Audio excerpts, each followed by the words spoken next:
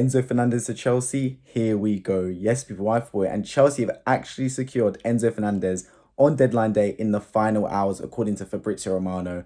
I mean, it was lingering on basically the whole transfer window. I didn't actually think they'd get it over the line, but Fabrizio Romano has confirmed that Chelsea have finally got their man. And fair play, look, they've come in with a strategy, and that is to splash the cash, and they've got the man they wanted right from the start, Enzo Fernandez, young player of the World Cup for Argentina, from Benfica in a €120 million deal, and becomes the most expensive Premier League transfer. I mean, let's get into it. As always, let me know your thoughts in the comment section on Enzo Fernandez to Chelsea, especially Chelsea fans. Let me know your thoughts on it. Do you want the player? Did you want to spend that much money on him? Let me know your thoughts on Todd Boehly and the whole Chelsea strategy as well. I've dropped a few videos actually on Chelsea earlier in the transfer window talking about why I believe they're going about it completely the wrong way. But at least they've got an owner that is proactive and making changes and involving himself. Only time will tell whether it is the good decision. Well, they've got Enzo Fernandez, and it looks like it will be the final deal of their transfer window and potentially their biggest one. They signed Mudryk earlier, of course, hijacking it from my club, Arsenal, for 100 million. They've got an array of players, man. Badatshuayi, the Santos guy. I mean, Chelsea are pretty much signing everyone, man. Even Gusto a couple days ago was signed. So they're filling all the positions they need. But the one position they missed out on was a midfielder for me. That was a position they needed, and they finally got Enzo Fernandez in there.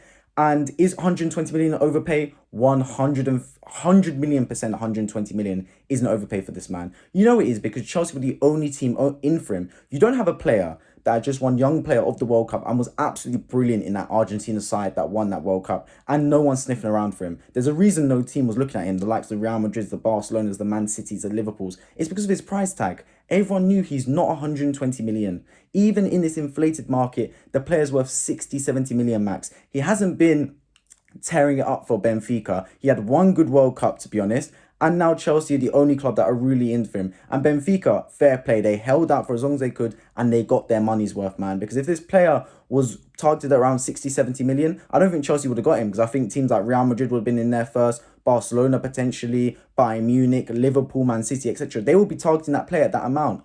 But they set the price like 120 million because that was his release clause, and they assumed he'd be untouchable for that. But Chelsea came snooping around, and they got their player at the end of the day, man. And that's exactly what Todd Boehly wanted. He waited the whole window for it, but he finally got it. And for Chelsea, I mean, their fans, I don't know what to think. You must be ecstatic. You must be thinking you're playing career mode at this rate, signing everyone and anyone.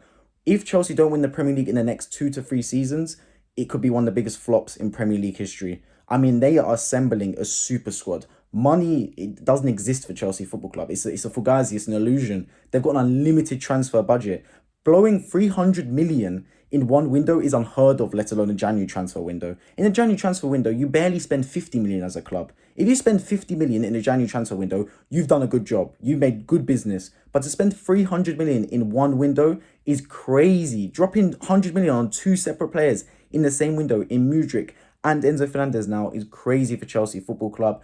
The thing is, right, the man in charge, the man that's got all the players in his hands is Graham Potter. Is he the right man for Chelsea? Absolutely not, in my opinion. I didn't think he was at the time. I think they would have been better off with Tuchel. They made 2 mistakes. First, they sacked Tuchel. Second, they replaced him with Potter. And 2 wrongs do not make a right. They say give a manager time. I agree, but give the right manager time. And for me, Graham Potter will never, ever become a world-class manager. And for Chelsea to be able to reach the heights that Todd Boehly expects, given the amount of investment he made, he needs a world-class manager in charge. And Graham Potter, it doesn't matter if you give him 10 years, 15 years, has not got the potential to be a world-class manager for Chelsea. That's just my opinion. They should be looking at alternatives. Someone like Zidane potentially would be a brilliant manager for Chelsea. Even Allegri, we know what's happened to Juventus with their 15-point deduction. Allegri could be an option to bring in, especially, look, we know Chelsea have got quick turnovers with their managers, and he might be an option for them. But Potter, in charge of this Chelsea squad with all these personalities, big transfers, big wages, could be a little bit of like a sticky one for me. I'm not sure how it will pan out.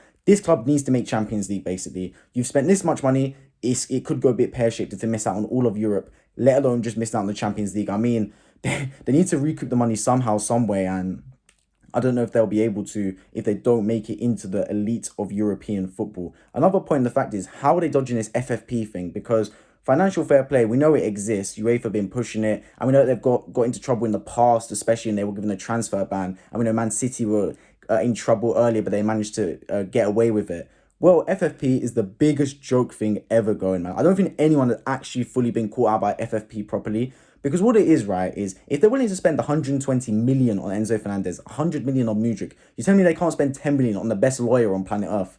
They will find the minutest detail on FFP and get away with it. And they're doing something called player amortization, which basically means they give these players these 7, 8-year, 9-year contracts. So they spread out the transfer fee over that long period. So if you sign Mudryk for £80 million on an 8-year contract, you're actually paying 10 million a year in the books. So 10 million a year basically means that they're cutting their whole transfer fees, which is amounted to around 300 to 350 million, dividing it by 8 because the average contract length is about 8 years basically. So they're not really spending the heights that has actually been stated. And they're getting away with it. Now UEFA have come out and it's reactionary, but they're changing the laws now and giving it so you can give a player a maximum of 5 years contract, and the total spend has to equate to 70% of your revenue, and that includes player wages and transfers. But it's a little too late because Chelsea are taking advantage of it right now. Now, if they go on to do big things like win the Premier League, win the Champions League in the near seasons, it'll be horrible for football because it just goes to show that football's gone back to money again. I think what Arsenal are doing this season is amazing because we didn't sign any world-class players, but we were showing that you give the right coach time on the training grounds, they can coach players and they're doing so well. But if Chelsea come and just splash the cash and win the Premier League, it will just take us back to the eras where it was a few seasons back, where it's literally just money rules, cash is king, and that's how you win Premier Leagues and Champions Leagues. And I don't want that as a football fan, let alone a fan that's not even a Chelsea fan. So Chelsea fans, let me know in the comment section down below your thoughts on it. Are you happy to see Enzo Fernandez? For me, I'm happy to see him in the Premier League. I think 120 million is a ridiculous overpay for him. He's a 50, 60 million pound player most, and that's the reason that Chelsea were the only club interested in Enzo Fernandez. But they've got him, and I'm interested to see him. Let me know your thoughts in the comment section down below. If you're new around here and you love football related content, make sure you subscribe down below. I'm over 2,000 subscribers. I've been Football. Hope to see you all in my next video.